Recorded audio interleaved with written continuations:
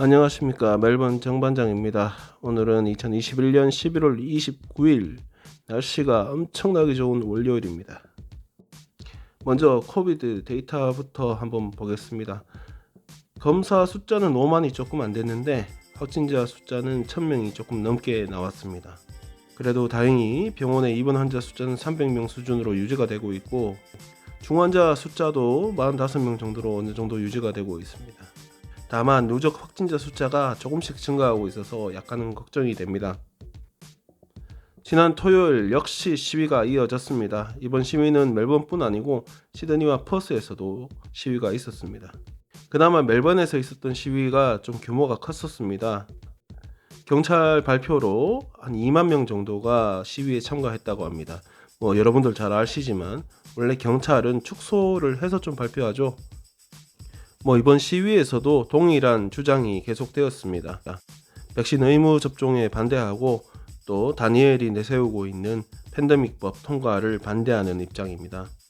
팬데믹법 잠깐 짚고 가면 이번 주에 아마 이제 표결이 돼서 결정이 날 것으로 보이는데 아직까지도 과반 표를 확보를 못하고 있는 상황입니다. 지금 한 표만 더 하면 되는데 그 한 표를 못하고 있는 상황이죠. 그래서 주말 내내 빅토리아 주정부는 의회 내 소수 야당 의원들을 만나가지고 어떻게든 설득을 하려고 했나 봅니다. CR도 안 먹히는 사람들이 어쩔 수 없다 쳐도 어느 정도 의견이 바뀔 여지가 있다라고 판단하면 지금 계속 면담을 하고 구슬리고 있는 중인가 봅니다. 하지만 기존에 찬성 입장을 낸 3명의 의원 외에 다른 의원은 누구도 자기가 의견을 바꿨다라고 말을 하지 않고 있는 상황이고요. 하여튼 이번 주에 표결인데 어떻게 될지 한번 봐야 되겠습니다. 백신 의무 접종이야 그렇다 치더라도 팬데믹에 대처하는 어떤 법이 있기는 있어야 된다고 생각은 듭니다. 문제는 그 팬데믹 법을 충분히 정치적으로 이용할 거라는 그런 의문이 생기기 때문에 이걸 반대하는 것입니다. 팬데믹이란 내용에 대해서 결정을 하는 것을 정치인들이 하고 그 누구도 그거에 대해서 항의를 못하게 하고 영장 없이 가택 수색이 가능하고 그래서 잡혀가도 항의를 못한다는 것과 이런 내용들을 보면 이게 과연 공중보건 때문에 하는 것일까 의문이 듭니다. 더군다나 한번 발효하면 석 달 동안 록다운이 연장될 수 있어요. 석 달 동안 아무도 손을 못 댄다는 거죠. 총선이 내년인데 그때까지 칼자루를 쥐고 있겠다는 의도가 좀 느껴집니다. 하여튼 그거보다 훨씬 더 큰 뉴스가 있었죠. 오미크론 변종 바이러스 이야기입니다. 최초 남아공에서 발견된 다음에 지금까지 전 세계적으로 홍콩 포함해서 10여 개국 정도가 이미 환자가 나왔다고 하고 호주도 그저께 2명 그리고 오늘 아침 뉴스 들어보니까 또 1명 더 나오는 것으로 지금 본다고 합니다. 델타 바이러스보다 감염 속도가 훨씬 더 빠르다고 합니다, 이게. 근데 아까 최초 발견한 박사님 인터뷰를 들었는데 걸려도 그렇게 아프지도 않고요. 아직까지 사망자도 이렇게 나온 게 없다고 합니다. 그런 상황에도 불구하고 아직까지 정확하게 아는 게 없으니까요. 일단 호주 연방정부에서는 남아공을 비롯한 남아프리카에 있는 나라들 몇 군데에서 들어오는 거는 일단 제한을 하기로 했습니다.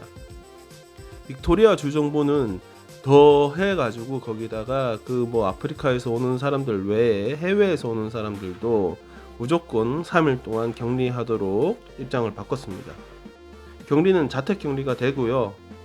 그러니까 한국에서 이제 들어오면 백신을 맞았거나 말거나 이런 거 필요 없고 무조건 3일 동안 자택에서 격리를 해야 된다는 겁니다. 자택 말고는 호텔도 될 수 있겠고 어디든 격리를 해야 된다는 거죠.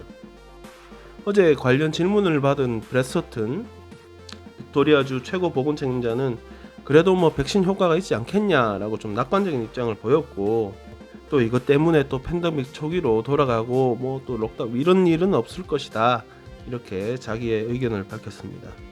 오늘 아침에 또 어떤 감염병 학자 인터뷰를 들었는데 어차피 이 오미크론 변종이 델타 변종보다 전염성이 더 강하고 그러나 증상이 없고 치명률도 없다면 차라리 더 확산해가지고 델타를 없애는 방법으로 봐도 되지 않겠냐, 뭐 이런 희망적인 의견까지도 내었습니다.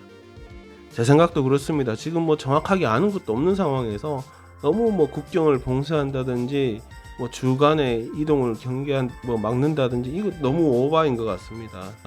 변종이라는 게 수시로 나온다고 제가 알고 있는데, 그러면 앞으로 나올 때마다 이 난리를 쳐야 된다는 소리인데 그 사람이 어떻게 살아갑니까? 그 상황에서. 부디 조사가 빨리 끝나서 필요한 정도만 어느 정도 뭐 규제를 한다든가 하면 좋겠습니다. 무엇보다 약이 좀 빨리 나와가지고 뭐 이거 나오나 저거 나오나 뭐 그냥 약 먹고 치료되고 그런 상황이면 좋겠습니다. 어제 아침에 케언즈에 있는 한 격리 호텔에서 불이 났습니다. 사진에서 보면 알겠지만 이렇게 꼭대기층 한쪽 방에 불이 집중되어 있습니다. 사고로 인해서 방 2개짜리 이 호텔 객실은 완전히 다 타버렸고요. 마침 투숙해 있던 격리 중이던 투숙객 163명이 대피하는 상황이 벌어졌습니다. 다행히 인명피해는 전혀 없었다고 합니다. 화재 원인을 조사하던 경찰이 이 방에 투숙했던 31살 여성을 체포했습니다. 이 사람 같은 경우는 멜번인지 시드니인지 통해서 해외에서 입국한 사람인데 뭐 케언즈 근처에 살겠죠. 그러니까 이 격리 호텔로 가서 격리한 지 한 며칠밖에 안 됐다고 합니다. 자식 애들 둘하고 그렇게 3명에서 격리를 하고 있었던 상황이고, 그 며칠 동안에도 뭐 거기 있는 직원들하고 마찰도 좀 있었다고 합니다. 뭐 그래서 불만이 쌓였는지 침대 밑에 불타는 걸 모르고 불을 피워버렸다고 하네요. 그래가지고 방을 다 태워 먹었습니다. 지금 경찰이 체포했고 애들은 이제 경찰이 또 연결된 시설에서 돌보고 있다고 합니다. 어떤 분들은 케언즈 거주자라서 이제 뭐 들어가서 거기서 격리하고 거의 13일차, 14일차 되는데 화재가 나가지고 엉뚱하게 150km, 200km 떨어진 다른 격리 호텔로 이송되고 뭐 이런 상황도 있다고 합니다. 제가 봐서는 이분은 뭐 격리 호텔이 아니라 격리 병동 같은 데 가야 되는 거 아닌가, 뭐가 그래 불만이라고 애까지 같이 있으면서 아침에다 거기 불을 붙이고 앉았는지 모르겠습니다. 여러분들 텔레비전에 무슨 공익 홍보 영상 뭐 이런 거 보면 TAC라고 들어보셨을 거예요. 그리고 자동차 등록할 때도 한 번씩 보셨을 거고, TAC는 Transport Accident Commission, 그러니까 교통사고가 났을 때 위원회 뭐 이 정도 해석이 됩니다. 주로 하는 일은 교통사고로 인해 이제 다쳤거나 장애가 있거나 이런 분들을 돕는 뭐 그런 일을 합니다. 그러니까 당연히 뭐 교통 안전에 대해서 홍보를 많이 하기도 하죠. 여기서 지역 카운슬마다 어느 정도 돈을 지원해 줍니다. 이유는 그 카운슬마다 도로 안전을 위한 시설물이나 이런 걸 보강을 하고 유지 관리를 하라 뭐 이런 의미죠, 그죠? 야라 카운슬에서 지금 사진에 보시면 나오는데 그 바나나 있죠? 저 바나나 동상을 세웠습니다. 야라 카운슬이 TAC에서 10만 불의 지원금을 받았고요. 그 중에 2만 2천 불을 들여서 요 바나나 동상을 만든 겁니다. 그러니까 TAC는 교통 안전을 위한 단체고 그거 어떻게 시설 잘하라고 돈을 줬는데 바나나 동상을 만들었다는 겁니다. 그러니까 뭐 카운슬 입장에서는 도시 정비 사업도 하고 이제 예술 작품 놓고 해서 좀 이쁘게 하겠다 뭐 이런 건데 TAC 자금을 썼다 이거죠. 하여튼간에 뭐 만든 지 얼마 안 됐는데도 불구하고 벌써 어떤 놈이 와가지고 저렇게 톱으로 훼손을 하고 있습니다. 이미 경찰은 얘 이제 잡자고 뭐 수배를 내린 상황이긴 합니다. 수배는 수배인데요.